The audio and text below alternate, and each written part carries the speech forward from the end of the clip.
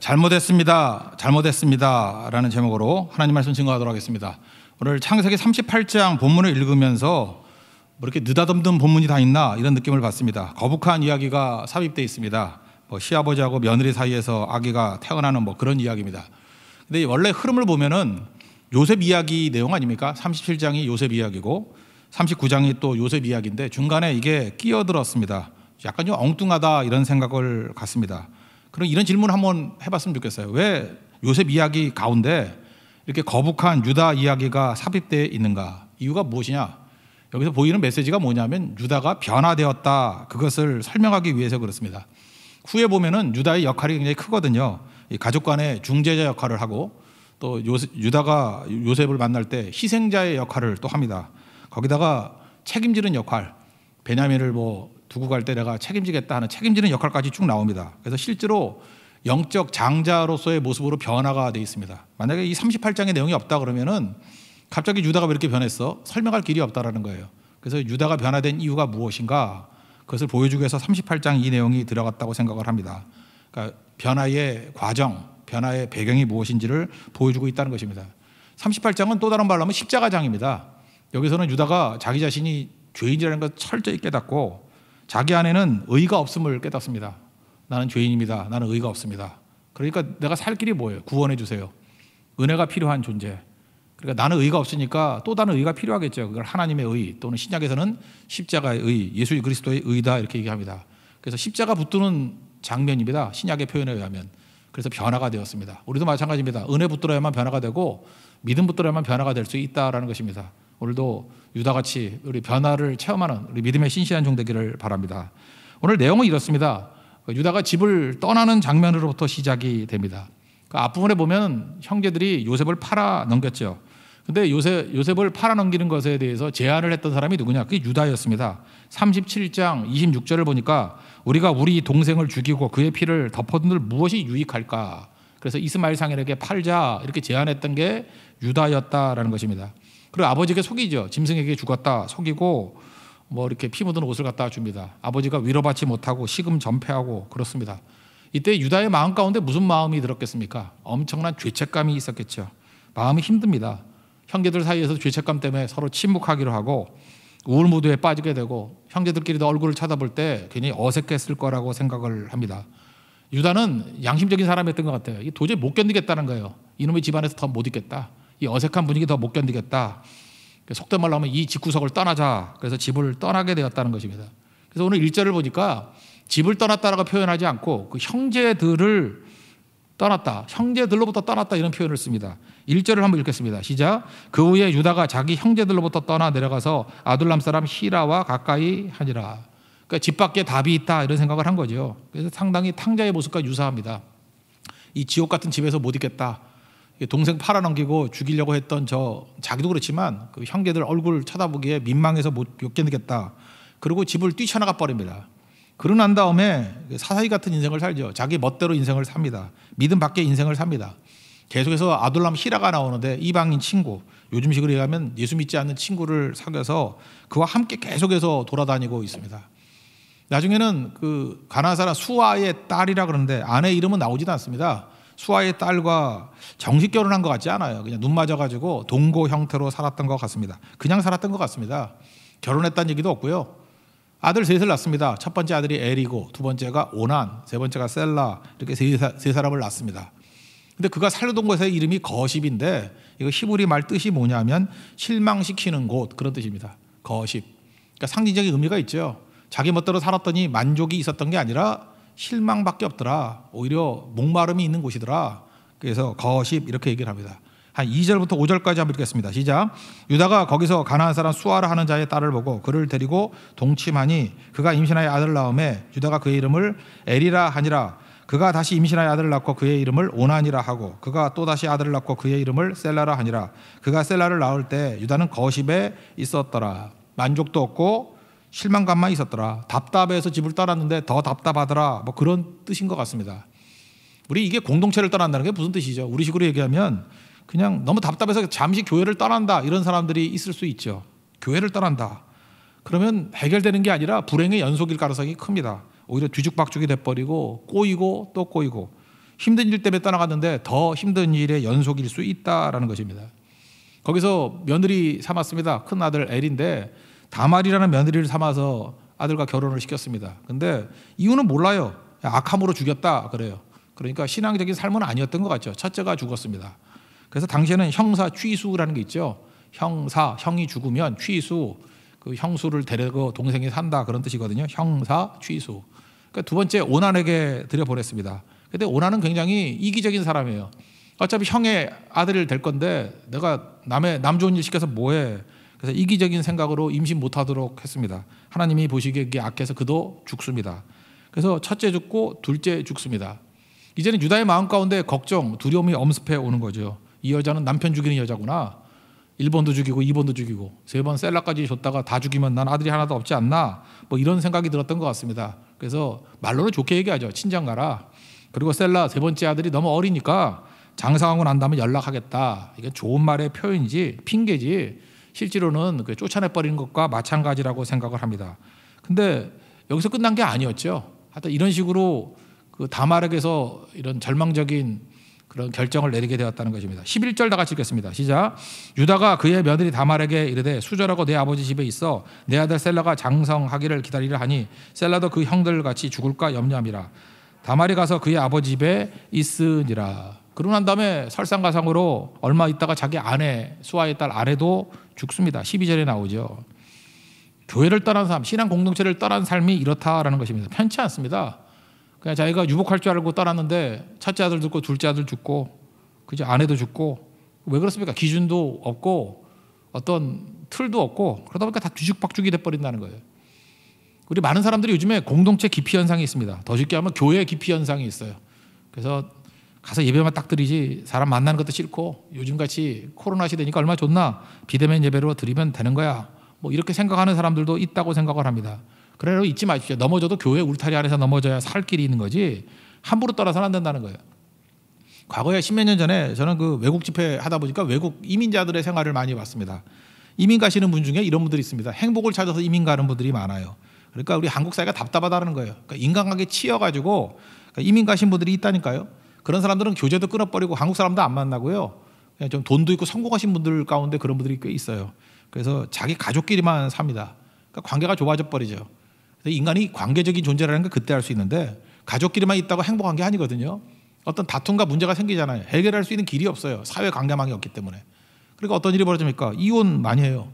그래서 아내가 떠나가 버리고 자식들도 외면해 버리고 나중에 돈은 있는데 성공했던 분인데 나중에는 심각한 외로움에 처하게 되고 또 쫓겨난 인생이 돼버리고 나이는 들고 공동체 없는 비극 이런 걸 맛보게 됩니다.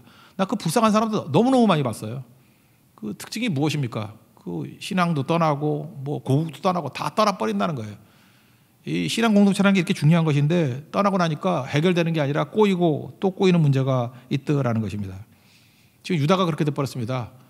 집 떠났더니 해결되는 게 아니라 뒤죽박죽이 돼버렸고 고뇌에 찬 인생이 돼버렸고 신앙은 기억만으로만 남아있는 그런 모습이 되더라는 것입니다. 동생 그 요셉을 구덩이에 집어넣었죠. 실제로 지금 유다가 구덩이에 빠져있는 인생입니다. 우리 요셉에게도 배웠죠. 구덩이가 끝이 아니라고. 구덩이에 빠진 유다, 여기서 끝이 아니라는 것입니다. 하나님께서 개입하시니까 하나님의 은혜로 말미암아 다시 그가 살아나게 되더라는 것입니다. 오늘 두 사람 살아나는 이야기를 살피겠습니다. 첫 번째는 며느리 다말이 살아나는 것, 또 하나는 유다가 살아나는 얘기입니다. 다말 며느리가 이방인인데도 불구하고 살아났던 이유가 뭐냐? 그는 믿음을 선택했다는 거예요. 마치 룻기에 나오는 룻과 거의 유사합니다. 그죠? 그는 어떤 이런 뭐 비윤리적인 행위다 그런 거에 초점 두지 마시고요. 이 다말에게서 중요한 건 뭐냐면 유다의 신앙이에요. 그러니까 거기로부터 흐르는 믿음을 선택했기 때문에 그렇다는 것입니다. 친정에 갔습니다. 당시 문화에 의하면요, 그냥 재혼하면 문제 없습니다. 뭐 괜히 유다 집안에서 그냥 질질 끌고 말고 뭐 젊은 여자였을 거 아니에요. 다시 재혼하면 될 거다 이런 생각을 합니다. 문화권에서는 문제가 없었다라는 거예요. 그런데 결혼해가지고 다말이 들었던 얘기가 무엇입니까? 이 집안이 만만한 집안이 아니에요. 하나님이 함께하는 집안이라고. 할아버지 그 아브라함이 계셨고 이삭이 있었고 야곱이 있었고 그 아들 유다가 있었던 거 아니에요? 그죠? 하나님께서 함께하시는 이 족장 가문 아닙니까? 그 얘기를 들었을 거라고요. 이건 축복의 계보다, 여기 믿음의 계보다 이 유산을 이어받아야지 이런 마음을 가졌던 것 같습니다. 그래서 그가 이 가정에서 아들을 낳으려고 했던 이유는 그 신앙적인 목적이지 시아버지하고 뭐 관계를 맺은 것이 뭐 성욕이라든지 이기심 뭐 이런 건 아니었던 것 같습니다. 룻도 그랬잖아요. 룻이 그 나오미를 따라왔던 이유가 무엇입니까? 신앙적인 문제 때문에 그래요. 모압 여인 아니에요. 모압으로 돌아가면 우상 숭배해야 되잖아요. 그러니까 내가 어머니 따라가겠다. 신앙적인 결단이었다는 것입니다. 룻기 1장 6절 16절을 보니까 어머니를 떠나며 어머니를 따르지 말고 돌아가라 이렇게 강건하게 말하지 마십시오. 이렇게 어머니에게 권고를 합니다. 어머니 가시는 곳에 가고 머무는 곳에 나도 머물겠습니다. 이유가 뭐냐? 어머니의 백성이 나의 백성이 되고 어머니의 하나님이 나의 하나님이 되시리니. 그러니까 신앙적인 결단이었다는 거예요.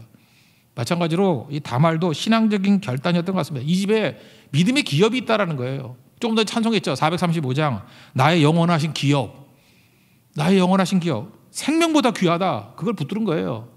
이 가정엔 기업이 있다는 거예요. 하나님의 기업이 있다는 거예요. 영원하신 기업이 있다는 거예요. 생명보다 귀하다. 나 이거 절대로 놓칠 수 없다. 그래서 성욕이나 뭐 이익 이것 때문에 따라온 게 아니에요. 영원하신 기업 때문에 따라왔다는 것입니다. 그래서 그걸 가질 수 있는 유일한 길이 뭐였어요? 그 유다와의 임신밖에 없다 이렇게 생각을 한 거죠. 그죠? 윤리적으로 우리가 스토리가 설명이 안 되지만 하나님께서 이것을 또 믿음으로 봤다라는 것입니다. 그의 시아버지 유다를 며느리니까 뭐 알겠죠. 유심히 살펴보는데 성량을 아는 겁니다. 시아버지가 이렇게 별로 상태가 안 좋은 사람입니다. 그래서 얼마든지 창녀와도 관계를 맺을 수 있는 사람이다 이렇게 생각을 했던 것 같아요. 우리도 이 땅을 살아가면서 많은 사람들이 우리를 바라봅니다. 그죠? 나보다 오히려 나를 더 잘 알 수 있습니다. 내가 말하는 거, 내가 행동하는 걸 나는 나를 속일 수 있지만 주변 사람들은 되게 알아요. 그래서 똑똑한 사람들, 똑똑한 사기꾼들은 나를 읽고 함정을 파거나 나를 이용할 가능성이 큽니다. 여기도 그래요. 지금 유다를 다 읽은 거죠. 아내가 죽어서 애도 기간입니다. 그죠? 아내가 죽어서 애도 기간이면 남자들이 좀 정신 차려야 될 거 아니에요? 그런데 어떤 사람이 얘기를 해요. 양털 깎으러 딥나에 왔다고. 그러니까 며느리가 알고 있는 거죠. 이 시아버지는 언제든지 무슨 짓도 할 수 있는 사람이야. 그래서 과부의 옷을 벗어버리고 창녀의 옷을 입고 뭐 유혹이라 그러나요? 몸 파는 거래를 합니다. 그랬더니 뭐 넘어오죠. 그죠? 이렇게 애도 기간에도 얼마든지 창녀하고 들어가서 즐길 수 있는 그런 사람이 유다였다라는 것입니다. 현찰이 없잖아요.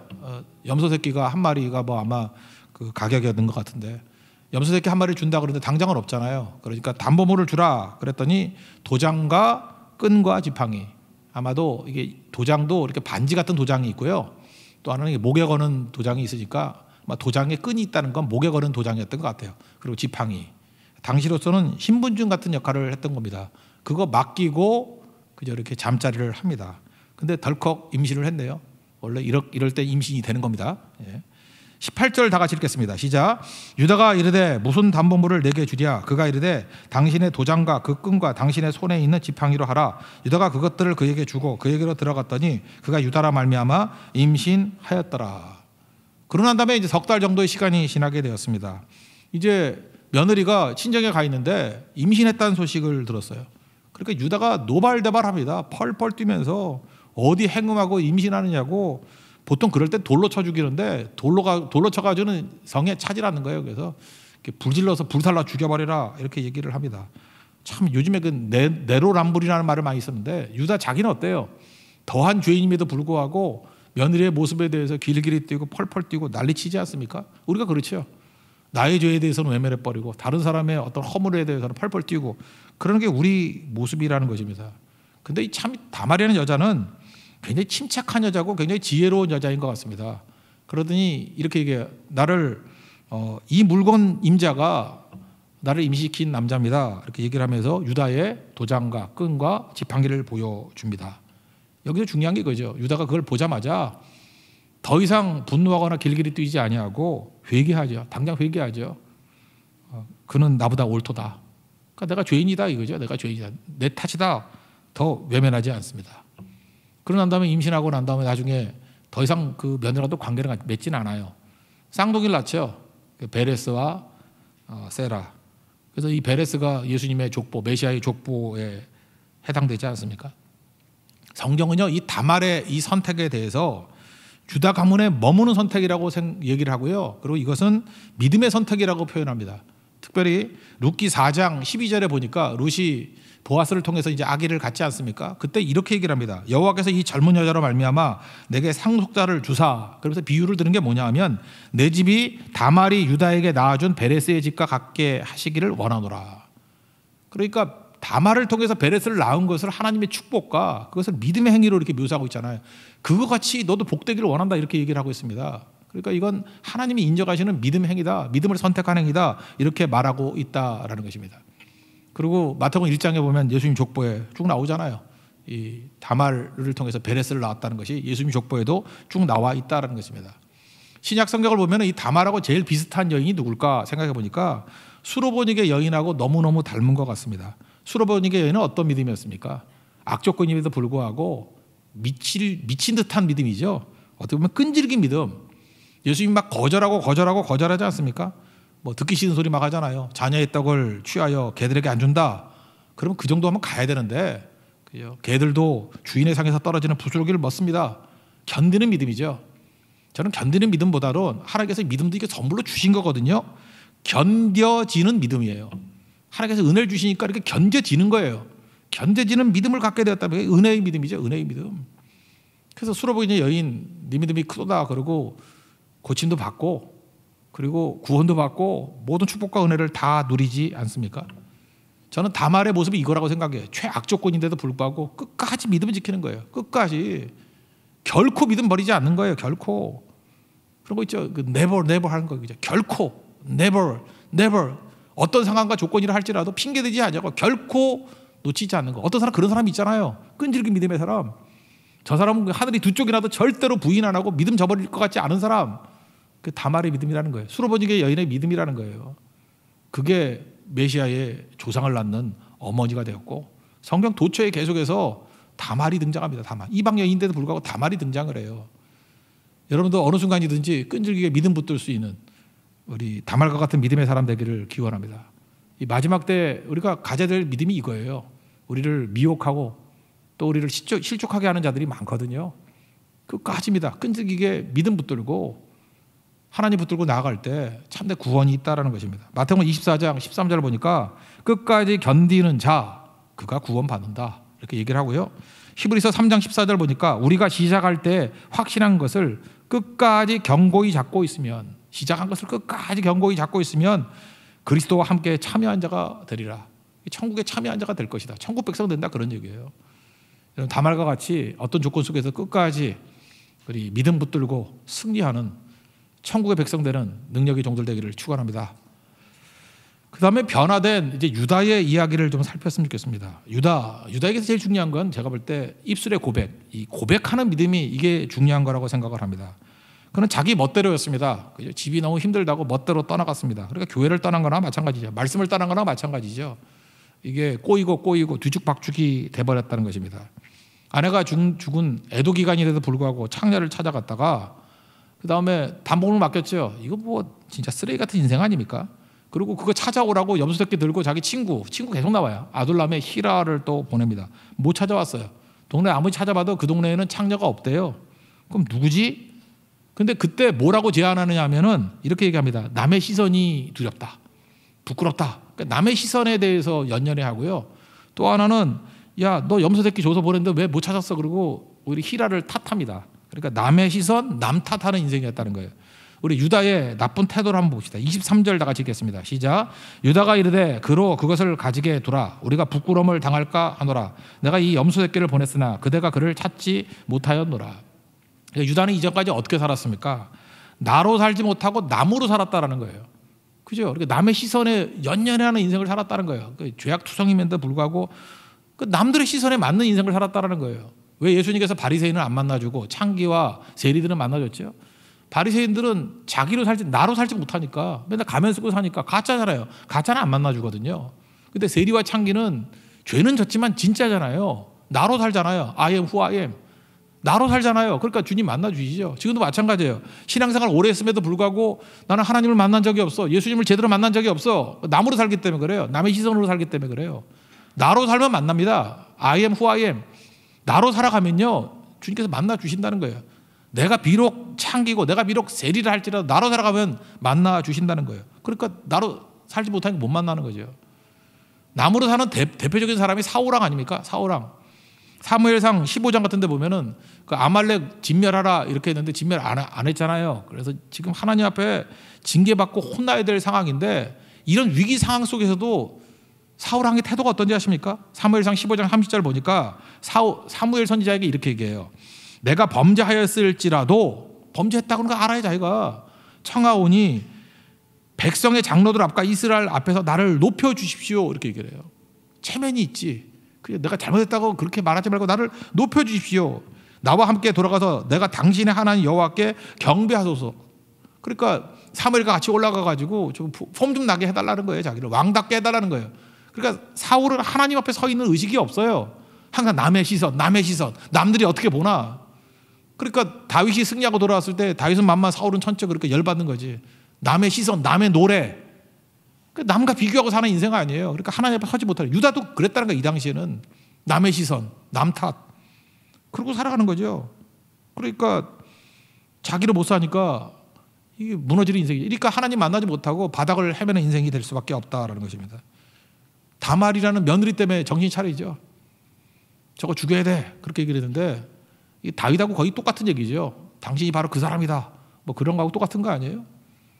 나를 임신시킨 남자 누군지 알아요? 이 담보물의 주인입니다. 그랬더니 그게 자기잖아요.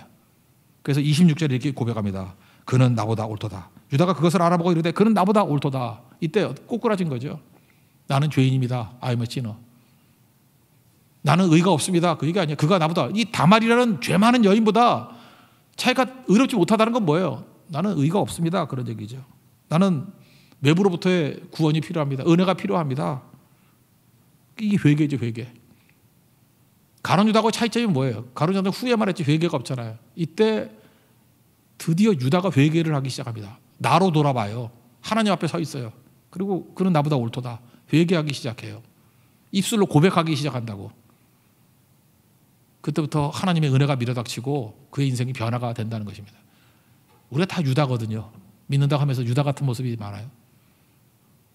회개의 순간은 어떤 순간인지 아십니까? 입술로 고백하는 거예요. 그는 나보다 옳도다. 이게 십자가 만나는 시간이에요. 나는 죄인입니다. 나를 불쌍히 여기소서. 나를 구원해 주십시오. 이 고백이 필요하다는 것입니다. 사람이 언제 변화되는지 아십니까? 고백할 때 변화가 됩니다. 고백하면요 달라져요. 고백하면은 변화돼요. 내 입술로 고백하게 될 그 순간에 회복이 일어나기 시작하고요. 입술로 고백하기 시작할 때부터 성품이 달라집니다. 우리 그 학교에서 가르치는 선생님들 뭐 그런 얘기 많이 하잖아요. 우리 중학생이나 고등학생들 이렇게 잘못한 애들 불러다가 잘못했습니다. 그래 이렇게 강요를 할 수도 있죠. 네 입술로 잘못했습니다. 그래. 그러면 입술로 잘못했습니다라고 고백하는 애들은 돌아와요. 그런데 많은 순간에 고집 세가지고 죽어도 잘못했다는 소리 안 하죠. 얻어 터지고 그냥 몽둥이가 부러져도 그 나중에 그 큰 인물 됩니다. 악한 것으로 아주 큰 대도가 되든지 하여튼 신문에 나든지 역사에 남든지 그런 애들 돼요. 입술의 고백이 되게 중요한 거거든요. 그리고 예수를 믿어도요 입술로 죽어도 고백 안 하는 사람이 있어요. 하나님 앞에 잘못했습니다 이런 고백 안 하는 거. 여러분 입술로 고백하는 게 중요합니다. 그래야 변화가 나요. 고백하면 변화가 됩니다. 그 몇 년 전에 나왔던 드라마가 있죠. 우리나라뿐만 아니라 요즘에 그 넷플릭스에 나와가지고 외국 사람들도 굉장히 많이 감동을 받는다는 드라마가 있는데 나의 아저씨. 그 앞부분에 보면은 그 상관을 그 박 부장을 뒤에서 욕하는 부하 직원이 있죠. 그러다 들켰어요. 그 이성균한테 들켰어요. 그랬더니 뭐 딴 혼내는 거 아니고 잘못했습니다. 10번 해 그런다고요. 그랬더니 그 남자 직원이 잘못했습니다. 뭐 술에 취했는지 하여튼 10번 하더라고요. 난 참 감동받았어요. 야 이게 그냥 잘못했습니다 인정하는 것도 중요하지만 입술로 잘못했습니다를 10번을 외쳤을 때 그가 변화되는 것 같더라고요. 그러다가 이제 후반부쯤 오면은 이제 여자 주인공이 나오지 않습니까? 지안이라고 아이유가 나오는데 이게 뭐 도청하고 하도 나쁜 짓 했죠. 그때 그 얘기를 들었는지 자기도 똑같은 얘기를 하고 있는 거예요. 그죠? 걷다가 꼬꾸라져가지고 잘못했습니다. 10번 한다고요. 근데 거기서 느끼는 게 감동이 오는 게 뭐냐면 진짜 그가 변화되는 거거든요. 진짜거든요. 저는 드라마에 은혜 받아가지고 기도할 때 저도 이렇게 했어요. 회개가 잘 안 되고 할 때 그냥 하나님 앞에 처음 기도할 때, 회개 기도할 때는 저도 잘못했습니다를 10번씩 잘못했습니다. 내가 목사로 잘못했습니다. 외식이 있었습니다. 잘못했습니다. 정말 심령이 무너지는 느낌을 받더라는 거예요. 제가 볼 때 이 작가가 이게 뭐 예수를 믿는 분인지 안 믿는 분인지 모르지만 고백의 능력이 뭔지를 아는 것 같아요. 이거 드러나잖아요. 입술로 고백하는 거예요. 잘못했습니다. 우리 기도할 때 그게 필요해. 잘못했습니다. 그때 무너진다고요. 전달이 잘 안 된 것 같으니까 한번 그 장면 한번 봅시다. 한번 틀어주세요. 잘못했습니다. 10번 말해요.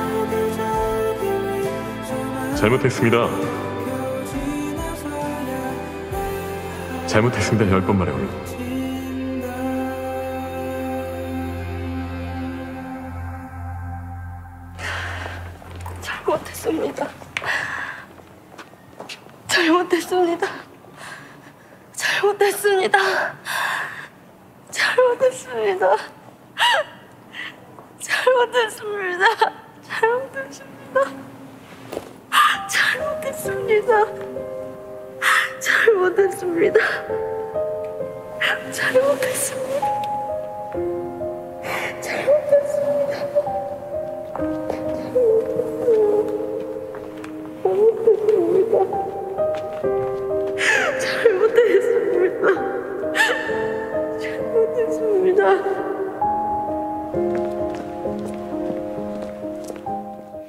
바로 이 장면이 유다가 변화된 장면입니다.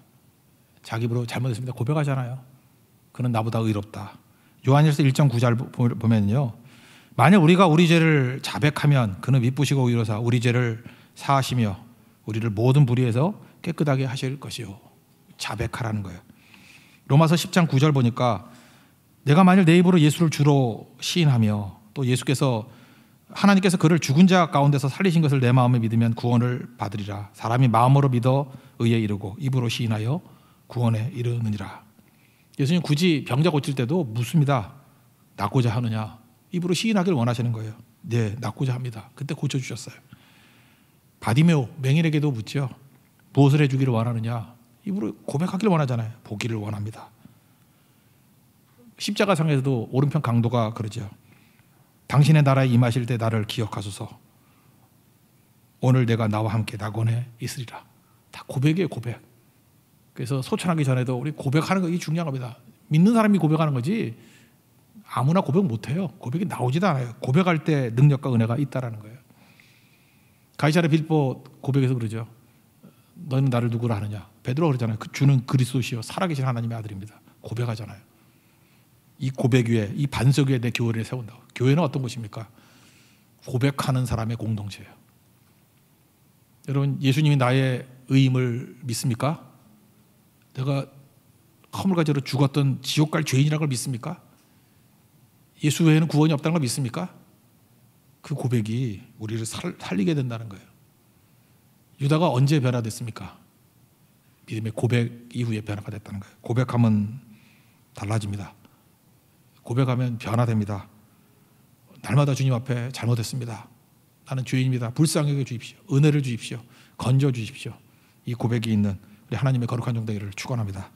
자리에서 일어나겠습니다. 세상에서 방황할 때 진행하겠습니다.